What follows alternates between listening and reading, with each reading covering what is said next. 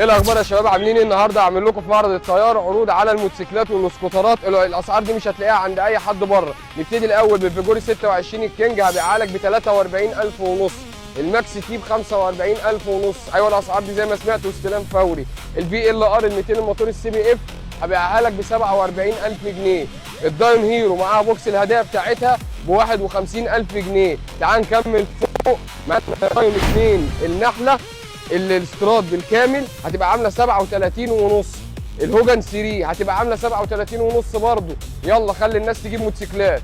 الدا 4 الاستراد بالكامل جايه استراد في الصندوق ب 42,000. الهوجن 4 ب 39,000.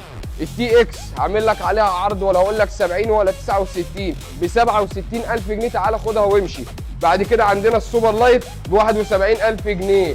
الارك زد ب 69 ونص.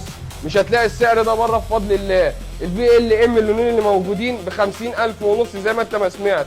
وبالنسبه للسكوترات عندك الكي واي كيت هنبيعه بالصلاه على النبي ب 48,000 ونص. الدي ماكس ب 80 ونص. الكي واي فيستا اللي مش موجود عند حد بفضل الله بقول لك ب 81,000 جنيه، بيطلع ب 84,000 بره. تعالى استلم.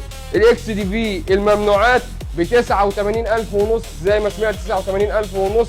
الحق العروض دي لمده 3 ايام بس. الحق تعالى استلم، هات فلوسك واستلم استلام فوري. مفيش فلوس على الجواب، مفيش اي مصاريف ثانيه.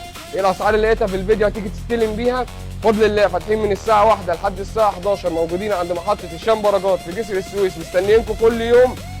سلام.